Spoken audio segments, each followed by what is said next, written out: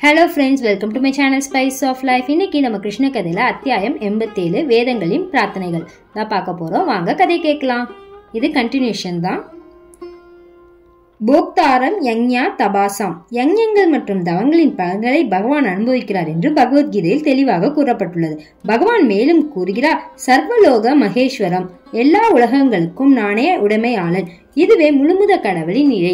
அவர் விருந்தாவனத்தில் இருந்து கொண்டு தம் நித்தியமான சகாக்களுடன் பரமான இன்பத்தை அனுபவித்துக் கொண்டிருந்தாலும் அவரின் ஆணையின்படி அவரது சக்திகள் பிரபஞ்சம் முழுவதும் செயல்பட்டு கொண்டிருக்கின்றன. இதனால் அவரது நித்தியமான லீலைகள் பாதிக்கப்படுவதில்லை. புருஷோத்தமனாகிய முழுமுத கடவுள் தமது எண்ணற்கரிய சக்திகளின் மூலம் ஒரே சமயத்தில் வியக்தியாகவும் அருவமாகவும் செயல்படுகிறார் என்பதை பக்தி தொண்டின் மூலம் மட்டுமே உணர முடியும். ஒரு சாம்ராஜ்யத்தின் சக்கரவர்த்தி தனக்கு கீழான பல அரசர்கள் மற்றும் தலைவர்களின் மூலம் செயல்படுவது போல் முழுமுத கடவுள் சுதந்திர ஆளுநராக செயல்படுகிறார். பிரம்மதேவன், சிவபெருமான், தேவேந்திரன், சூரியன், சந்திரன் ஆகிய கிரகங்களின் அரசர்கள் உட்பட்ட எல்லா தேவர்களும் பகவானின் ஆளுகைக்கு கட்டுப்பட்டு அவரின் கட்டளைகளை நிறைவேற்றுகிறார்கள். முழுமுத கடவுளுக்கு பயந்து சூரியன் பிரகாசிக்கிறது, காற்று வீசுகிறது, நெருப்பு வெப்பம் தருகிறது என்று வேதங்கள் கூறுகின்றன. ஜட உலகில் ஜடவியற்கை பல வகையான அசைவன மற்றும் அசையாதவையான என பல பொருட்களை உண்டாக்குகிறது. ஆனால் அவற்றில் எதுவும் கடவுளின் ஆணை இல்லாமல் தானாக சுதந்திரமாக செயல்படவோ உற்பத்தி செய்யவோ இயலாது. அவையெல்லாம் சக்கரவர்த்திக்கு கப்பம் கட்டும் சிற்றரசர்களைப் போல் முழுமுத கடவுளின் ஆணைக்குட்பட்டு செயல்படுகின்றன. முழுமுத கடவுளுக்கு அளிக்கப்படும் உணவின் மீதத்தை உண்டு ஜீவராசிகள் உயிர் வாழ்கின்றன என்று வேதங்கள் கூறுகின்றன. ஒவ்வொரு யஞத்திலும் முக்கிய இடம் நாராயணருக்கு அளிக்கப்பட வேண்டும் என்று யஞம் முடிந்த பின் மீதம் இருக்கும் உணவு வகைகள் தேவர்களுக்கு வழங்கப்பட வேண்டும் என்பதும் யஞங்களின் நடைமுறை விதை. இது யஞாபகம் எனப்படும். ஒவ்வொரு தேவரும் ஒரு குறிப்பிட்ட பகுதியாக யஞ பாகத்தை பிரசாதமாக பெறுகிறார். தேவர்கள் தனிப்பட்ட முறையில் சக்தியுடையவர்கள் அல்ல. முழுமுதலின் கடவுளின் ஆணைகளை நிறைவேற்றும் அதிகாரங்கள் என்று முறையில் யஞத்தில் மீதமான யஞ பாகத்தை பிரசாதமாக பெறுகிறார்கள். முழுமுத கடவுளின் கட்டளைகளை அவரின் திட்டங்களின்படி தேவர்கள் நிறைவேற்றுகிறார்கள். கடவுள் பின்னணி இருக்கிறார், மற்றவர்கள் அவரின் கட்டளைகளை நிறைவேற்றுகிறார்கள். அவர் அருவமாக இருப்பதாக தோன்றுகிறது. அவ்வளவே ஜடவியற்கின் அவ்யக்தமான செயல்களுக்கு மேற்பட்டவர் என்பது நம் ஜட அறிவுக்கு புரிவதில்லை. எனவே பகவத்கீதையில் பகவான் தமக்கு மேலானது எதுவும் இல்லை, அருவ பிரம்மன் தமது அதிகாரக்குட்பட்ட தாம் சொந்த உடலின் கதிர்கள் என்று விளக்குகிறார். ஸ்ரீபாத ஸ்ரீர ஸ்ரீர சுவாமி இது பற்றி ஒரு நேர்த்தியான கவிதை இயற்றியுள்ளார். முழுமுத கடவுளுக்கு நான் என் பணிவான வணக்கத்தை செலுத்துகிறேன். அவருக்கு பௌதிகமான புலன்கள் இல்லை, ஆனால் அவரின் கட்டளைப்படியும் சித்தப்படியும் பௌதிக புலன்கள் எல்லாம் செயல்படுகின்றன. எல்லா பௌதிக புலனங்களுக்கும் அவரே சக்தி அளிக்கிறார். அவர் சர்வ வல்லமை பொருந்தியவர், எல்லாவற்றையும் செயல்படுத்தும் உயர் அதிகாரி. எனவே அவர் எல்லோரின் வணக்கத்திற்கும் உரியவர். அப்படிப்பட்ட புருஷோத்தமனுக்கு நான் என் பணிவான வணக்கங்களை சமர்ப்பிக்கிறேன். தாமே புருஷோத்தமன் என்பதை கிருஷ்ணர் பகவத்கீதையில் அறிவிக்கிறார். புருஷ என்றால் வியக்தி, உத்தம என்றால் உயர்ந்த அல்லது பரமான என்று பொருள். தாம் அறிவுள்ள மற்றும் அறிவற்ற, உணர்வுள்ள மற்றும் உணர்வற்ற எல்லாவற்றிற்கும் பரமானவர் என்பதால் புருஷோத்தமன் என்று அறியப்படுவதாகவும் பகவத்கீதையில் பகவான் கூறுகிறார். எங்கும் நிறைந்திருக்கும் ஆகாயத்தில் காற்று நிரம்பியிருப்பது போல் ஒவ்வொருவரும் தம்மில் இடம்பெற்றிருப்பதாகவும் ஒவ்வொருவரும் தம் கட்டளைப்படி இயங்குவதாகவும் ஓரிடத்தில் பகவான் கூறுகிறார். உருப்பெற்ற வேதங்கள் தொடர்ந்தன. அன்பார்ந்த பகவானே, நீர் எந்த உயிர்வாளிகளிடமும் பாரபட்சம் இல்லாமல் சமமாக கருதுகிறீர். உமது பாவங்களான உயிர்வாளிகள் பல்வேறான உயிர்வாழ்வில் இன்ப துன்பங்களை அனுபவிக்கின்றன. அவர்கள் தீப்பொறிகளை போன்றவர்கள். எரியும் நெருப்பில் பொறிகள் துள்ளுவது போல் உயிர்வாளிகள் உமது ஆதரவில் துள்ளிக் கொண்டிருக்கின்றன.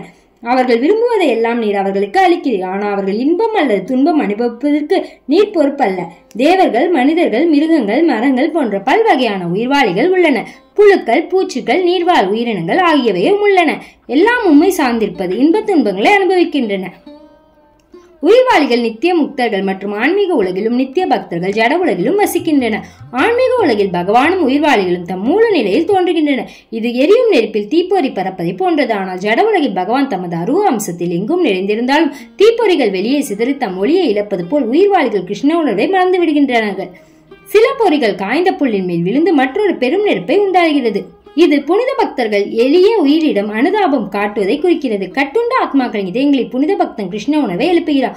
இதனால் ஆன்மீக உலகில் கொழுந்துவிட்டு எரியும் நெருப்பு ஜட உலகிலும் பரவுகிறது. சில பொறிகள் நீரில் விழுவதால் உடனே தம் ஒளியை இழந்து அவிந்து போகின்றன.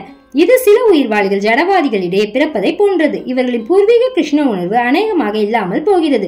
சில பொறிகள் தரையில் விழுந்து எரிந்து எரியாத நடுநிலையில் உள்ளன. இவ்வாறாக சில உயிர்வாளிகள் கிருஷ்ண உணர்வு இல்லாமல், சில இருந்தும் இல்லாத நிலையிலும், சில கிருஷ்ண உணர்வில் நிலை பெற்றும் இருக்கின்றன. உயர் கிரகங்களில் உள்ள பிரம்மதேவன், இந்திரன், சந்திரன், சூரியன் மற்றும் பல தேவர்கள் எல்லோரும் கிருஷ்ண உணர்வில் இருக்கிறார்கள். மனித சமுதாயம் தேவர்களுக்கும் மிருகங்களுக்குமான இடைநிலையில் உள்ளது. மூன்றாம் தர உயிரினங்களான மிருகங்கள், செடிகள், மரங்கள், நீர்வாழும் இனங்கள் ஆகியவை கிருஷ்ண உணர்வை முற்றிலும் மறந்த நிலையில் உள்ளன. பல வகையான உயிரினங்களின் நிலைகளை புரிந்து கொள்வதற்கு வேதத்தில் கூறப்பட்டுள்ள நெருப்பு சிதறல்கள் சிறந்த உதாரணம். ஆனால் எல்லா உயிர்வாழிகளுக்கும் மேலாக பௌதிக நிலையிலிருந்து முற்றிலும் விடுபட்டவராகிய புருஷோத்தமன் எனும் முழுமுதற் கடவுளாகிய கிருஷ்ணர் உள்ளார். உயிர்வாழிகள் பல்வேறான வாழ்வு நிலைகள் எப்படி அகப்பட நேருகிறது எனும் கேள்வி எழலாம். கேள்விக்கு விடை காண முயல்கையில் முதலில் உயிரினங்களுக்கு எதுவும் தற்செயலாக நேர்வதில்லை என்பதை நினைவில் கொள்ள வேண்டும். தற்செயல் என்பது உயிரினற்றனவருக்கே பொருந்தும். வேத இலக்கங்களின்படி உயிரினங்கள் அறிவுடையவை, எனவே அவை சைத்தன்ய அதாவது அறிவுடன் இருப்பவை எனப்படுகின்றன. அவை பல்வேறான வாழ்வு நிலையில் இருப்பது சந்தர்ப்பவசத்தால் அல்ல, அவை அறிவுடையவை, எனவே நிலைகளை தாமே தேர்ந்தெடுத்துள்ளன. எல்லாவற்றையும் விட்டுவிட்டு என்னிடம் சரணடைவாயாக என்று பகவத்கீதையில் பகவான் கூறுகிறார். முழுமுதற் கடவுளை அறிவதற்கான வழிமுறையை யாரும் தேர்ந்தெடுக்கலாம் என்றாலும் இதை ஏற்பதும் ஏற்காதும் ஒவ்வொரு உயிர்வாழியின் விருப்பத்தை பொறுத்தது. பகவத்கீதையில் இறுதி பகுதி பகவான் அர்ஜுனனுடன் தெளிவாக கூறுகிறார். அன்பார்ந்த அர்ஜுனா, உனக்கு நான் எல்லாம் கூறிவிட்டேன். இப்போது எல்லாம் நீ அதை ஏற்றுக்கொள்ள விரும்புகிறாயா என்பதை பொறுத்திருக்கிறார். அது போலவே உலகிற்கு வந்திருக்கும் உயிர்வாழிகள் அதை அனுபவிக்க விரும்பும் இவ்வுலக வாழ்வை தேர்ந்தெடுத்திருக்கிறார்கள். அவர்களை கிருஷ்ணன் இந்த ஜட உலகிற்கு அனுப்பவில்லை. பகவானுக்கு நித்தியமாக சேவை செய்வதை விட்டு தாமே உயிர் அனுபவிப்பாளர்களாக இந்த ஜட உலகை அனுபவிக்க விரும்பியவர்களுக்காக ஜட உலகம் படைக்கப்பட்டுள்ளது. வைஷ்ணவ தத்துவத்தின்படி உயிர்வாழி தன் புலங்களை திருப்தி செய்ய விரும்பி பகவானுக்கு சேவை செய்வதை மறக்கும் போது அவன் தன் விருப்பப்படி செயற்பட்டு இன்ப துன்பங்களை அனுபவிப்பதற்காக அதற்கேற்ற வாழ்வு தானே உருவாக்கி கொள்கிறான். உயிர்வாழியும் பகவானும் நித்தியமான அறிவுணர்வு உடையவர்கள். பகவானுக்கோ உயிர்வாழிகளுக்கோ பிறப்பு இறப்பு என்பதில்லை. படைப்பு நிகழும் போது உயிர்வாழியும் படைக்கப்படுகிறான் என்பதல்ல. கட்டுண்ட ஆத்மாக்கள் கிருஷ்ண உணர்வு நிலைக்கு தம்மை உயர்த்தி கொள்வதற்கான வாய்ப்பை பெறுவதற்காக பகவான் ஜட உலகை படைக்கிறார். கட்டுண்ட ஆத்மா இவ்வாழ்வை பயன்படுத்திக் கொள்ளாவிடில் உலகம் அழிந்த பின் அவன் நாராயணனின் உடலில் புகுந்து அங்கு அடுத்த படைப்பு வரை ஆழ்ந்த உறக்கத்தில் இருக்கிறான். இதற்கு மாரிக்காலத்தை உதாரணம் கூறுவது பொருந்தும். பருவமழை படைப்பு ஏற்பட உதவுகிறது என்று கூறலாம். ஏனெனில் மழை பெய்த பின் ஈரம் பெறும் வயல்கள் பல்வேறான பயிர் வகைகள் வளர்வதற்கு தகுதியான நிலையில் உள்ளன.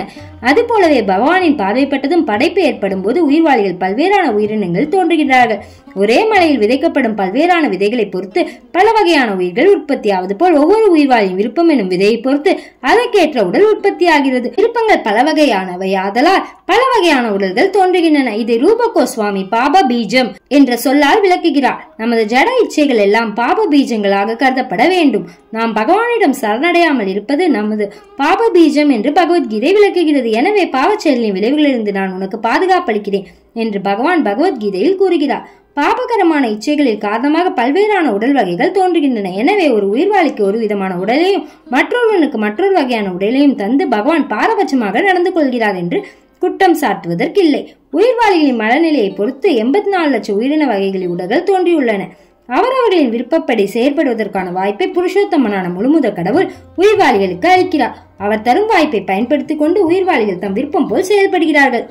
அதே சமயத்தில் அவர்கள் பகவானின் பரமான உடலில் இருந்து பிறந்தவர்கள். பகவான் மற்றும் உயிர்வாழிகளுக்கு இடையேயான இந்த உறவு வேத இலக்கியங்களில் விளக்கப்பட்டுள்ளது. முழுமுதற் கடவுள் தம் குழந்தைகளுக்கு அவர்கள் விரும்புவதை கொடுத்து அவர்களை பராமரிக்கிறார். அதுபோலவே பகவத்கீதையில் பகவான் நான் எல்லா உயிர்வாழிகளின் வித்தளிக்கும் தந்தை என்று கூறுகிறார். தந்தை குழந்தைகளை பெறுகிறார், ஆனால் குழந்தைகள் தம் விருப்பம் போல் செயல்படுகின்றன.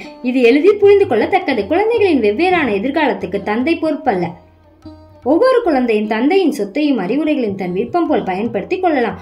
ஒரு தந்தையின் எல்லா குழந்தைகளும் ஒரே வகையான சொத்து மற்றும் அறிவுரைகளை பெறுகிறார்கள் என்றாலும் குழந்தைகள் ஒவ்வொன்றும் தத்தம் விருப்பப்படி வெவ்வேறான வாழ்க்கைகளை அமைத்துக் கொண்டு இன்பமோ துன்பமோ அனுபவிக்கின்றன. பகவத்கீதையும் எல்லோருக்கும் ஒரே வகையான போதனைகளை வழங்குகிறது. பகவானிடம் சரணடையுங்கள், அவர் பொறுப்பேற்று விளைவுகளில் இருந்து காப்பாற்றுவார் என்று எல்லோருக்கும் போதிக்கப்படுகிறது. இறைவனின் படைப்பில் உள்ள வசதிகள் எல்லா உயிர்வாழிகளும் சமமாக கிடைக்கின்றன. நீர், நிலம், ஆகாயம் இவற்றில் உள்ளன. எல்லாம் எல்லோருக்கும் ஒரே அளவில் கிடைக்கின்றன. எல்லா உயிர்வாழிகளும் முழுமுதற் கடவுளின் குழந்தைகள் ஆதலால் அவர் கொடுத்துள்ள பொருள் வசதிகளை ஒவ்வொருவரும் அனுபவிக்கலாம். ஆனால் துரதிருஷ்டவசமாக உயிர்வாழிகள் தம்முள் சண்டையிட்டுக் கொண்டு வாழ்வை சீர்குலைக்கின்றன. சீருடன் வாழ்வது அல்லது சண்டையிட்டுக் கொண்டு வாழ்வை குலைப்பதற்கான பொறுப்பு உயிர்வாழிகளையே சாரும், கடவுளை அல்ல. எனவே பகவத்கீதையில் பகவான் அளித்துள்ள அறிவுரைகளை உயிர்வாழிகள் பயன்படுத்தி கொண்டு கிருஷ்ண உணவை வளர்த்தால் அவர்களது வாழ்வு உயர்வடைந்து அவர்கள் மீண்டும் கடவுளிடம் செல்வார்கள். இந்த ஜட உலகம் கடவுளால் படைக்கப்பட்டதால் அதன் நிலைமைக்கு அவரே பொறுப்பு என்று வாதிடலாம். படைப்புக்கும் பராமரிப்புக்கும் அவர் சுற்றுமுகமாக பொறுப்பேற்கிறார் என்றாலும் உயிர்வாழிகளின் பல்வேறான வாழ்வு நிலைகளுக்கு அவர் பொறுப்பல்ல. பகவானின் படைப்பு மேகம் பயிர் வகைகளை உண்டாக்குவதோடு ஒப்பிடப்படுகிறது. மழைக்காலத்தில் மேகம் பல வகையான தாவரங்களை உற்பத்தி செய்கிறது, மேலும் தரையின் மேல் நீரை பொழிகிறது. ஆனால் மேகம் நேராக தரையை தொடுவதில்லை. அதுபோலவே பகவான் ஜடசக்தி மீது தம் பார்வையை செலுத்தி ஜட உலகை சிருஷ்டிக்கிறார். ஜடவியற்கையின் மீது அவர் தம் பார்வையை செலுத்தியதும் படைப்பு ஏற்பட்டது. பகவான் தமது பரமான பார்வையை ஜடவியற்கையின் மீது செலுத்தியதும் சராசரங்களும் உயிருள்ளவையும் உயிரற்றவையுமான பல்வேறு பொருட்கள் உண்டாகின்றனவென்று பகவத்கீதை உறுதிப்படுத்துகிறது. எனவே ஜட உலகை படைப்பது பகவானின் லீலைகள் ஒன்றென கருதலாம். அவர் தம் விருப்பம் போல் பௌதிக உலகை படைப்பதால் படைப்பு அவரது லீலை என்று கூறப்படுகிறது. கடவுளின் விருப்பம் அவரது அபரிமித கருணையாகும்.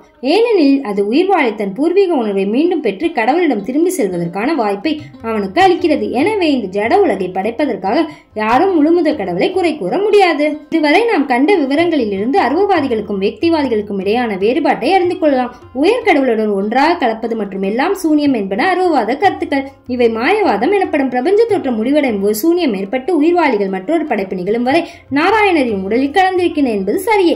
இதை அவ்வியக்தர்க்க நிலை எனலாம். ஆனால் இந்நிலைகள் நித்தியமானவை அல்ல. ஜட உலகின் பன்மை பண்புகள் இல்லாமல் ஆகி உயிர்வாளிகள் பரத்தின் உடலில் புகுந்திருப்பது நிரந்தரமான நிலை அல்ல. ஏனெனில் படைப்பு மீண்டும் நடைபெற்று பரத்தின் உடலில் உள் கிருஷ்ண உணர்வு இல்லாமல் கலந்திருந்த உயிர்வாளிகள் மீண்டும் ஜட உலகில் தோன்றுகின்றன. ஜட உலகம் படைக்கப்பட்டு அழிக்கப்படுகிறது என்று பகவத்கீதை கூறுகிறது.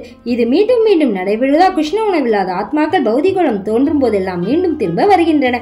அத்தகைய ஆத்மாக்கள் வாய்ப்பை பயன்படுத்தி கொண்டு பகவானின் நேரடியான போதனையை பின்பற்றி கிருஷ்ண உணவை வளர்த்துக் கொண்டால் அவை பௌதிக உலகைக்கு மீண்டும் வரும் தேவையில்லாமல் ஆன்மீக உலகை சென்றடையலாம். எனவே பகவானின் பாதகமலின் சரணடையாதவர்களான அருவவாதிகளும் சூன்யவாதிகளும் அறிவிற் குழந்தைகள் என்று கருதப்படுகிறது. அறிவிற் குழந்தை காரணத்தால் அவர்கள் பல்வேறான தவங்களை மேற்கொண்டு நிர்வாண நிலையை அடைய, அதாவது ஜடவாழ்வு நிலையை முடித்துக் கொள்ள அல்லது பகவானை உடலில் ஒன்றாய் கலந்திட முயற்சிக்கிறார்கள். ஆனால் அவர்கள் பகவானின் பாத கமலங்களை மறந்து விடுவதால் மீண்டும் வீழ்ச்சி அடைகிறார்கள்.